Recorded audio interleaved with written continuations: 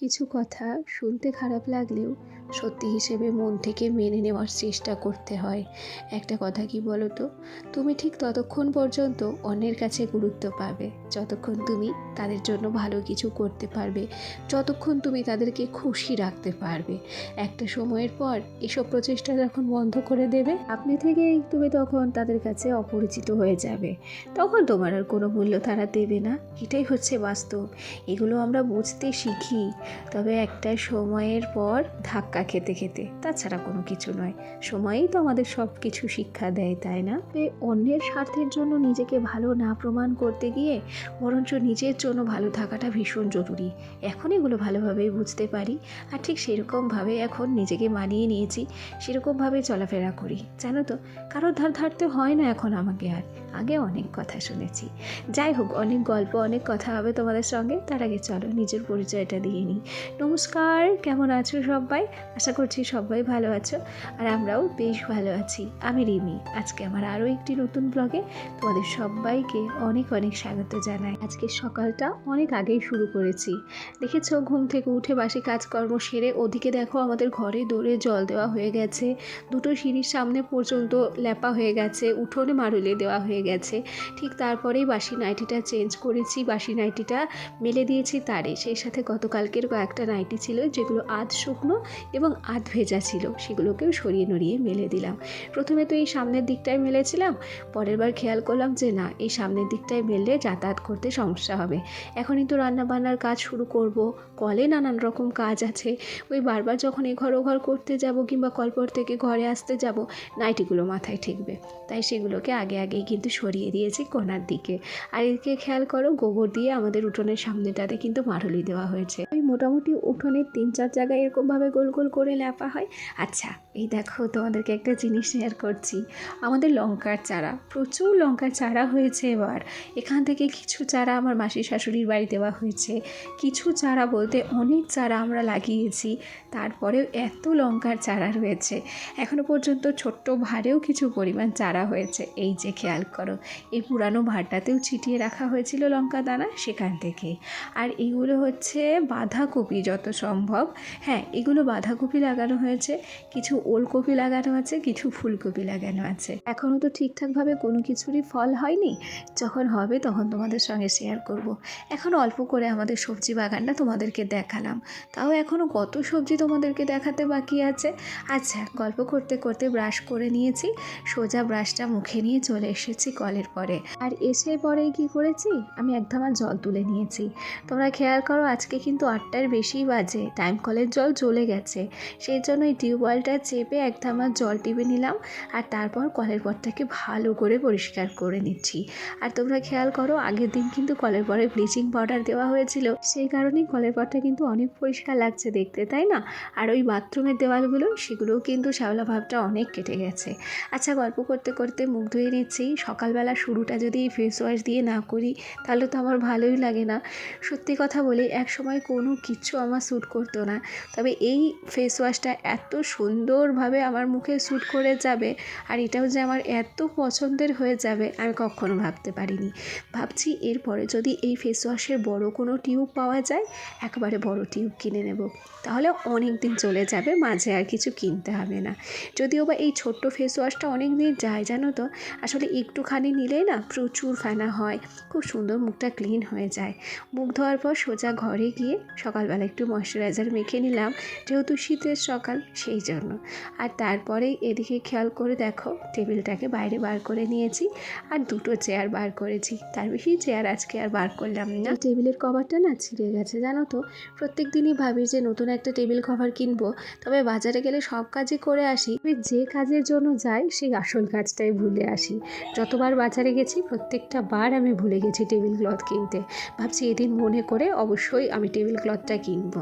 আচ্ছা, অফ ক্যামেরায় তোমাদের সঙ্গে গল্প করতে করতে আমি কিন্তু এক কাপ চা করেছি। প্রত্যেক দিনের মতো আজকেও দুধ চা করেছি। আসলে এই নেশাটা মনে হয় না যে আর ছাড়তে পারবো। ওদিকে আমার ভাসুরের ছেলে, ও তো আমার ছেলের বয়সী, আজ সকালে ওর মা ওকে পাস্তা করে দিয়েছে। সেটাই ওরা উঠোনে বসে বসে খাচ্ছিল। আমি আবার ইয়ার্কি মারছিলাম যে জিৎ, তুই কী খাচ্ছিস? তখন বলছিল পাস্তা খাচ্ছি। আমি আমি বললাম যে তুই একা একাই খাবি, আমাকে দিবি না, আমি না কাকিমা হই? আসলে ও তো খুব শান্ত, খুব চুপচাপ, একদম এত চুপচাপ, আমি ভাবতেই পারিনি যে ও আমার কাছে এসে আমাকে পাস্তা দিতে যাবে। দেখো টুকটুক করে হাঁটতে হাঁটতে এসে আমার কাছে বলছে নাও। তখন আমি বললাম যে না সোনা, আমি তো তোমাকে এমনি বলেছি, ওটা তুমিই খাও। তারপর ও চলে গেল। আর আমিও ধীরে সুস্থে, যেহেতু আমার ছেলে নেই, সেই জন্য একটু বসে বসে চাও খেলাম আর ওদের সঙ্গে একটু টাইমও কাটালাম। আর এরপরে বেশ কিছু থালা বাসন ছিল, সেগুলো আমার শাশুড়ি মায়ে ধুয়ে দিয়েছিল অনেক সকালে। এখন আমি সেগুলোকে নিয়ে আসলাম, এগুলোকে এখন জল ঝরাতে দেবো এই টেবিলের উপরটা। সকালবেলা এক কাপ চা খাওয়ার পর ফুল এনার্জি যেমন পাই, ঠিক তেমনই এক কাপ চা খাওয়ার পর নিজের কাজের গতি বাড়াতে হয়। রান্নাবান্না থাকে, ঘরের কাজকর্ম থাকে, বিছানাপত্র গোছানো থাকে, সমস্ত কাজ তখন একসাথে এসে হাজির হয়। তাই ঝটপট করে ভাবছি যে এই থালা বাসনগুলোকে এখানে জল ঝরাতে দিই আর নিজের মতো তারপর গিয়ে কাজ শুরু করব, রান্নাবান্নার দিকে যাব আর কি। খেয়াল করো, অন্যান্য দিনের তুলনায় আজকে আমার বাসনের পরিমাণ অনেকটা বেশি। আসলে গতকাল রাত্রে একটু ভয় ভয় করছিল তো, সেই জন্য আর বাসনগুলো আমি ধুয়ে মেজে রাখতে পারিনি। আর তার উপরে কলের পটটাতেও একটা লাইট দেওয়া থাকলে সাহস করে যাওয়া যায় থালা বাসন ধুতে, তাছাড়া কিন্তু সাহস হয় না, যেহেতু পাশে ভীষণ জঙ্গল আছে। সেই ভয়ে আমি কালকে আর থালা বাসনগুলো ধুইনি, ভেবেছিলাম সকালবেলাতেই ধুয়ে নেব। তাই দেখি আমার ধোয়ার আগে আমার শাশুড়িমা সমস্ত থালা বাসন ধুয়ে রেখেছে। আচ্ছা, গল্প করতে করতে এখন চলে এসেছি রান্নাঘরে। গতকালকে একটু মটর ভিজিয়ে রেখেছিলাম, সকালবেলা একটু ঘুগনি রান্না করলাম, আর সেই সাথে অন্য কিছু রান্না করব ভাবছি। আরে দেখো, আমার তরকারিতে কোনো রকম মশলা যায় না, মশলা বলতে ওই একটুখানি আদা যায়, তাও বাটা নয়, সামান্য জিরে ফোড়ন, আর শেষে যায় হচ্ছে ঘি আর একটু গরম মশলা, ব্যাস।